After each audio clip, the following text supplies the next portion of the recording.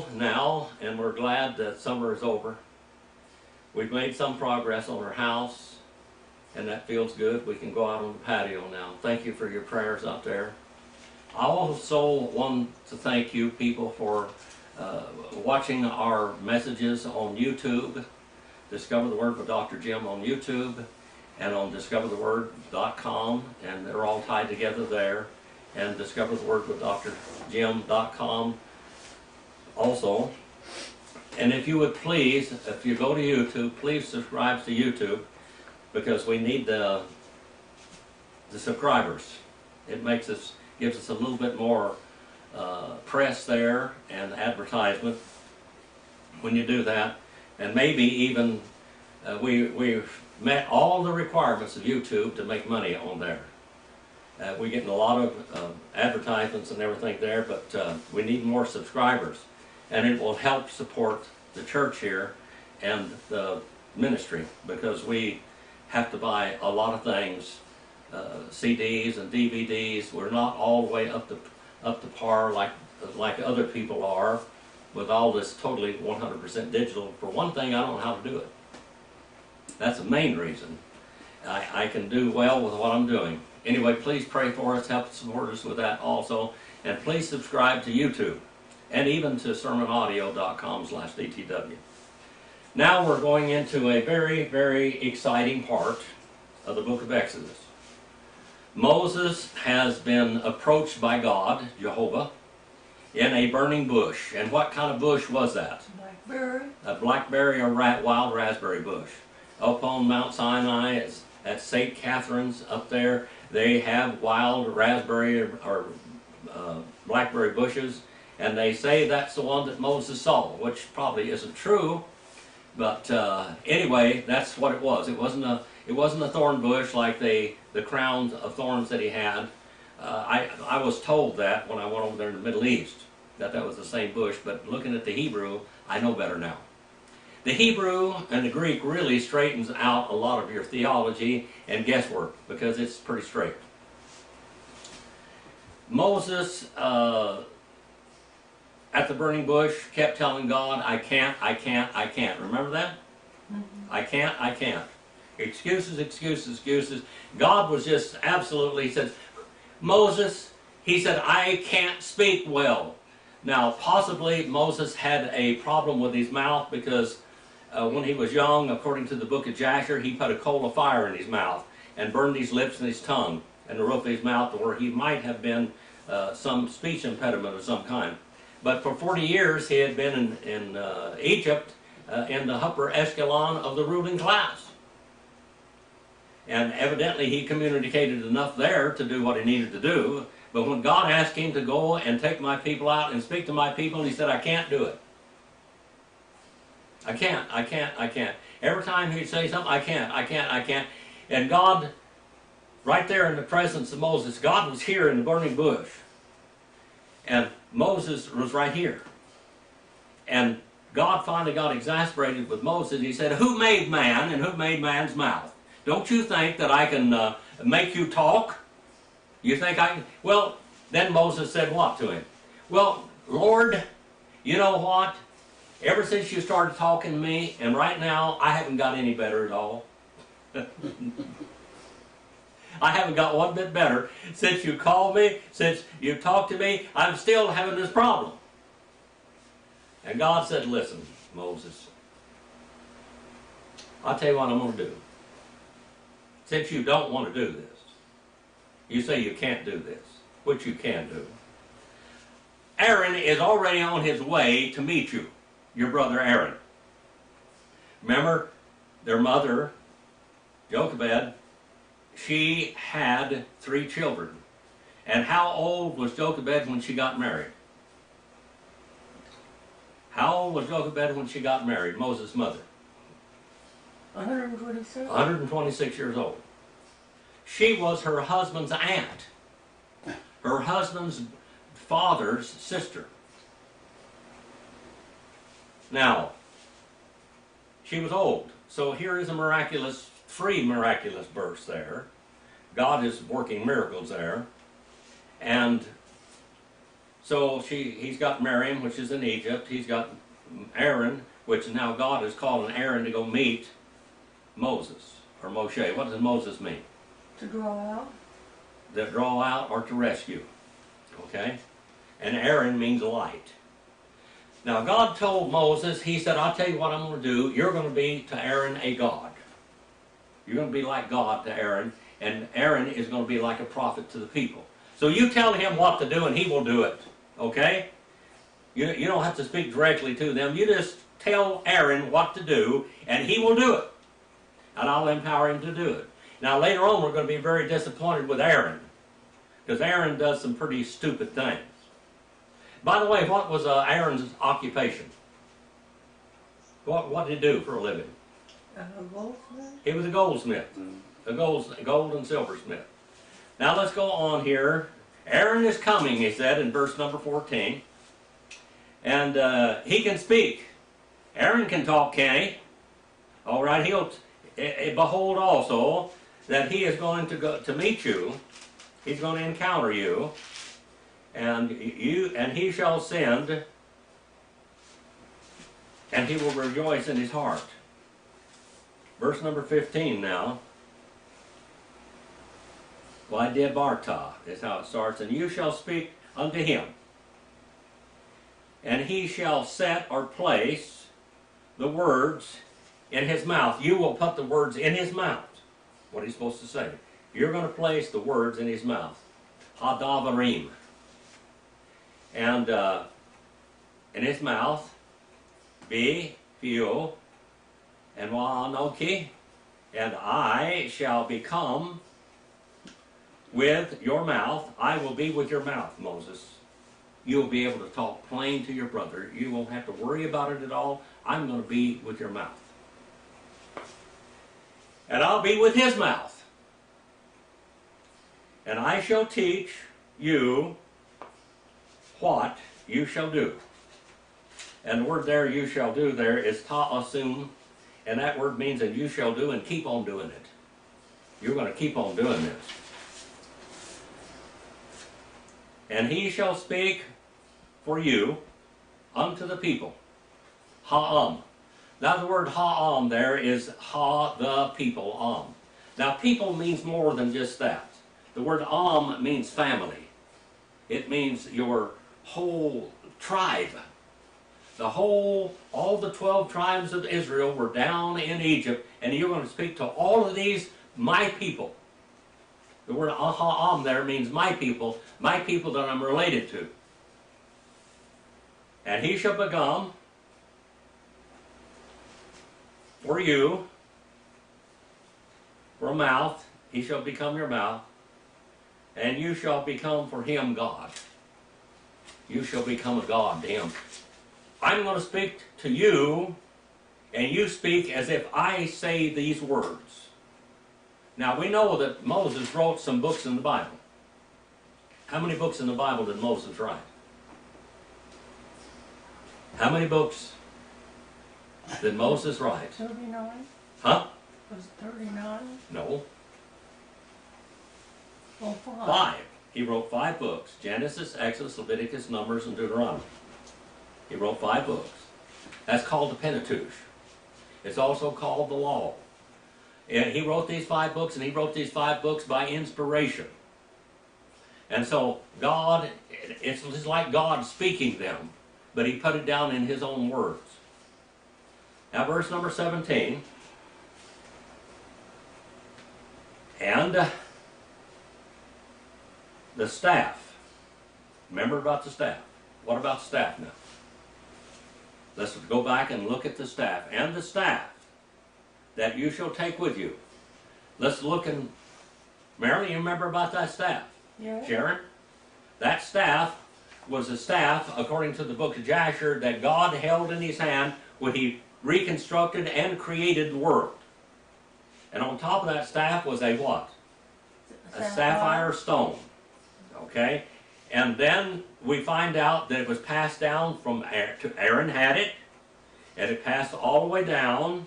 Actually, Nimrod got a hold of it, and then they got it out of Nimrod's hands, and it went all the way down to Joseph's hands in Egypt. And when Joseph died,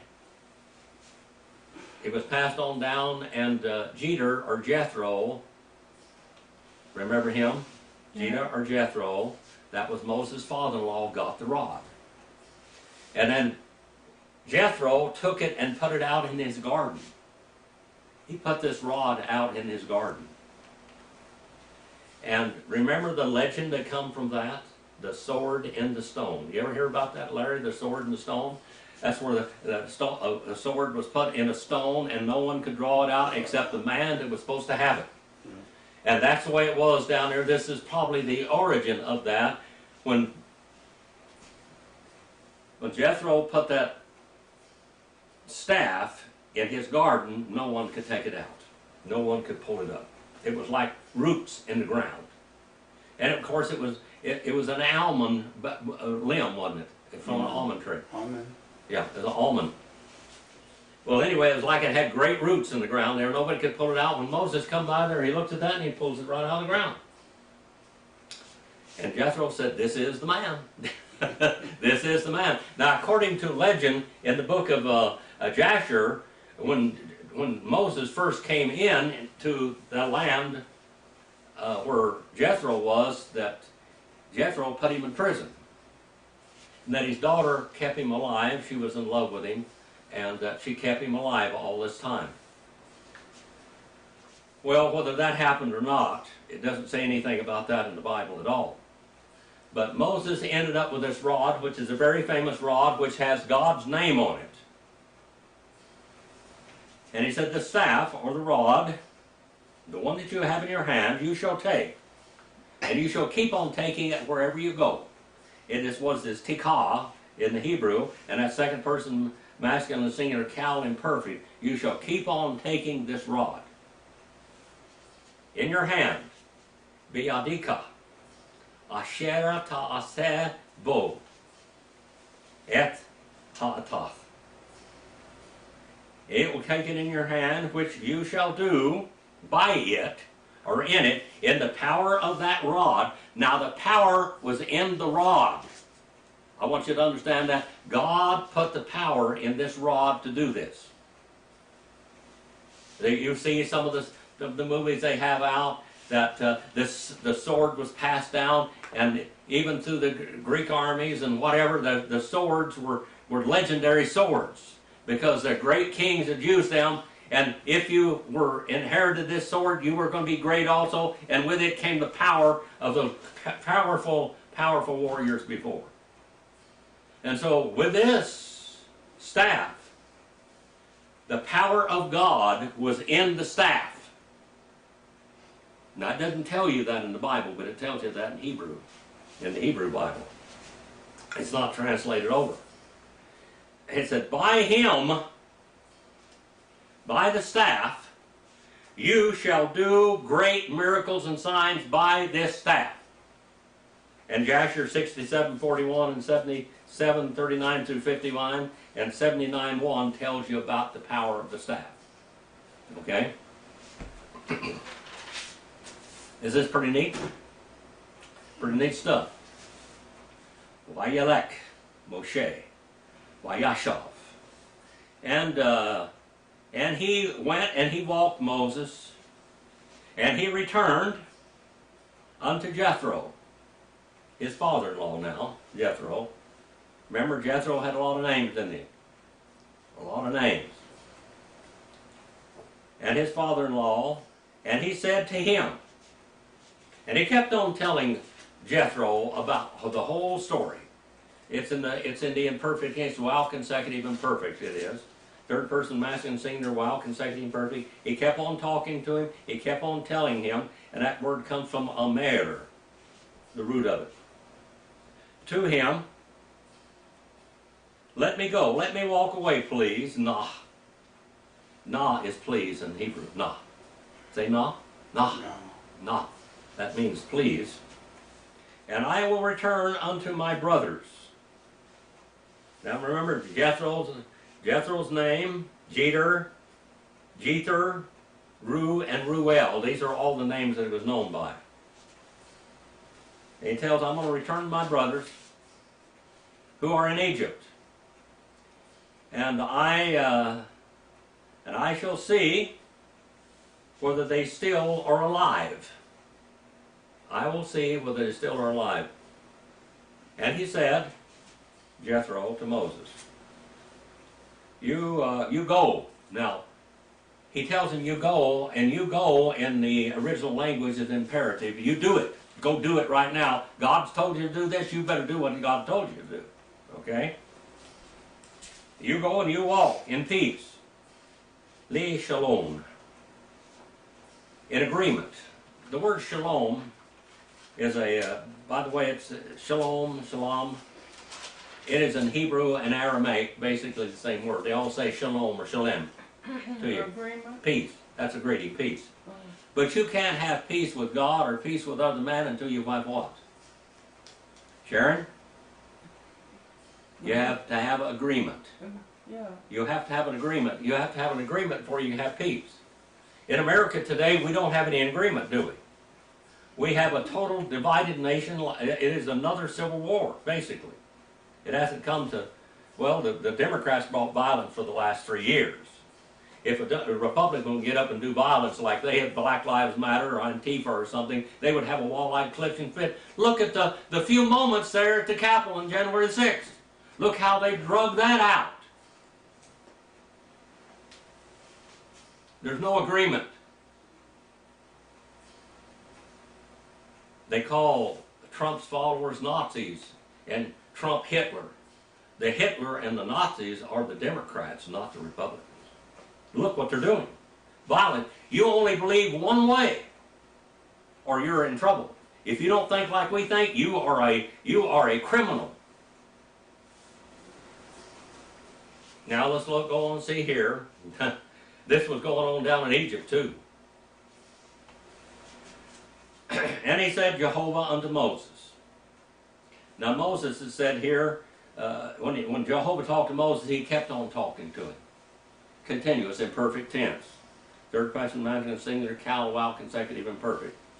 He kept on, Jehovah kept on saying to Moses now, in Midian, now he's in Midian, that's where he ran off when he went out of Egypt. He's in Midian where his relatives are there because these are all Abraham descendants. You go and you return to Egypt. Mitzrayim. The word Mitzrayim is the Hebrew word, Mitzrayim. Can you say Mitzrayim? Yeah. Now, what is the Greek word for it? What is the Greek word for Egypt? Well, it means red mud, a land of canal banks and red mud and canal banks. That's what Mitzrayim means. But the word we use in English today, Egypt, came from the Greek Septuagint, Egyptos. Mm-hmm. All right? You return to Egypt because they are dead, all the men are dead, the ones seeking your soul, your life, nafshika, the ones seeking your life, your soul, they want to kill you. They wanted to kill him. There was a warrant or a bounty on Moses' head.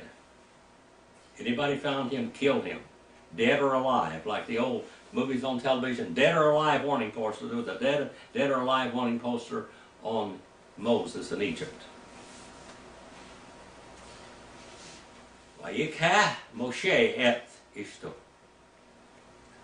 And he took Moses, his wife, his Ishto. Can you say Ishto? Ishto. Ishto. His wife, that's his wife, his woman, literally his woman, Ishto. He took his woman and his sons, Binah. The word son in Hebrew is Ben, and this is Binah. And this Binah here is in the genitive case. That's the case of possession. In Greek and in Hebrew, there's nominative, genitive, oblative, locative, instrumental, dative, accusative, vocative. There's 8 cases. And those cases tell you all about the whole sentence. If you had one word, you could tell how the whole sentence went. Now this is in the genitive case. Your sons. And he made them ride upon donkeys. Ha-shamor. Al-ha-shamor. A donkey. It's the male donkeys now. These are jack male donkeys. What does the word donkey mean? What does the word donkey mean? Come on now, what does the word donkey mean? Have you ever been around donkeys much, Larry? I guess. They're pretty cautious. Marilyn, have you been around donkeys much? A little bit, huh? Yeah. Yeah, a little bit. They're pretty cautious. Sometimes they can be pretty hungry. Yeah. Now, down here on the Cord Ranch, so long years ago, in 1960 actually, how long ago was that? 60-something years ago. I was training donkeys for Wayne Martini down there. I was training a pair of donkeys that were wild, and we had castrated them and gentled them down, and I was training them to drive as a team. And I was just working on this one. He just healed up pretty good, and I was out there driving him in the lane, and they were making a movie out there called The Nevada Story. And I know donkeys pretty well. I've had several donkeys. I've trained probably 20 donkeys at least in my life. At least that many. Anyway, so I was driving that great big long circle driveway, and it had a creek going down that driveway, and then it crossed the creek just before, the creek crossed the road just before Cord's mansion down there. Cord Automobile, the Cord, Duesenberg, and Auburn cars. That's where they originated, right here in Fish Lake Valley. Anyway, I was driving this donkey down there, and there was a movie crew out there, and they were filming my dad using one of Cord's Mustang, or not Mustangs, but his Arabians out there cutting cattle with that Arabian. We had some Mustangs there too. So he rode a Mustang that he had trained, and he rode this Arabian horse that he had trained, and they got that, you know, the Arabian horse, you know, this is a wonderful, they're right out of the sands of Arabia, and then the donkey, or not the donkey, but the wild Mustangs right off of here, and the Mustangs and the Arabians are very closely related. Years between them, millennia, but they came from the same stock. Well, they came up to me, this director did, and he said, "We want you in the movie." And I'm really shy, anyway. And so I said, "What do you want me to do?" And he said, "We want you to ride that donkey in front of the mansion. Because we're going to say, this is a wild donkey from Nevada. We got a wild Mustang out here. We got an Arabian out there. Now we want a wild donkey, and how you train this donkey, and how they use the natural wildlife in Nevada to make it useful for, you know, farming and whatever." And I said, "Well, he's never been ridden before. I have never been on his back, and he has never had anybody else on his back." They said, "We'll do it anyway." A donkey is cautious. And so I got on the donkey, and I rolled up my lines. I was driving him with long lines. I had them all rolled up in my hand. I got on this donkey, and he didn't buck at that moment, because I gentled him down pretty good. So I was trotting down all the way from where the mailbox is down there on the Cord Ranch, on the north end of it, and they were out there with cameras, following me with all these cameras. They had 2 or 3 cameras going. And I got down there where this bridge was. Well, the donkey is not going to walk over a bridge. He's not going to do that. That's dangerous. He said, "That's dangerous. I'm not going there. I'm not going to do that." The word donkey means to walk carefully, to walk carefully. Walk carefully. Walk carefully. And that's why that they use the mules. Mules are half donkeys and half horses. And they use them going down in those narrow trails in the Grand Canyon and up here in the high Sierras and everything. They use mules. Mules are half donkey, and they will walk carefully. So I got down to this bridge, and I said, "He's not going to cross that bridge." And he said, "Don't worry." And all these guys picked me and the donkey up and put us on the bridge. Well, the donkey didn't like that too much. Walk carefully, and remember, they're cautious. Got on the other side. Now they said, "Now kick him out and make him trot in front of the mansion." So I kicked him out, and he started bucking and threw me off on the ground.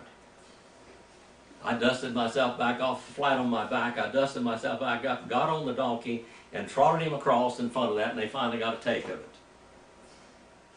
A donkey means to walk carefully.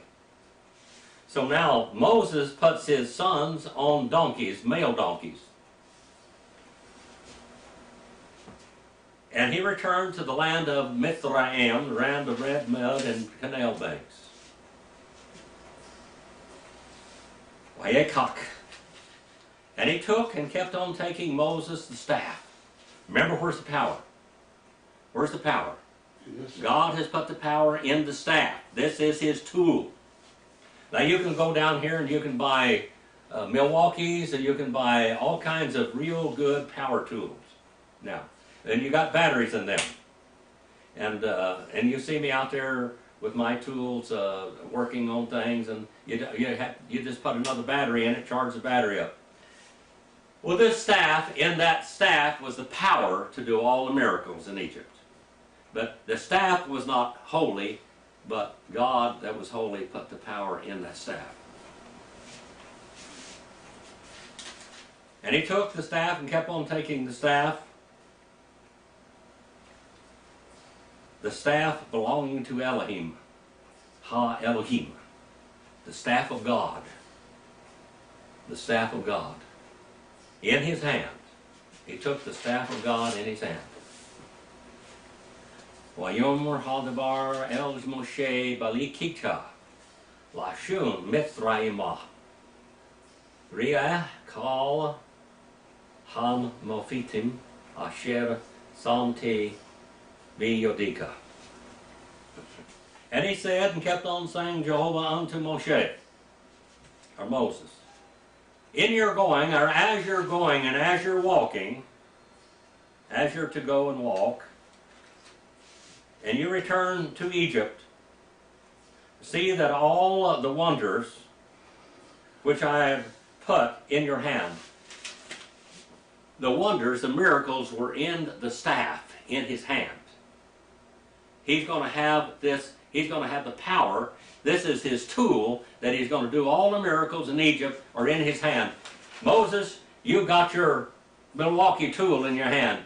You've got your whatever kind of tool that you carry. It's in your hand.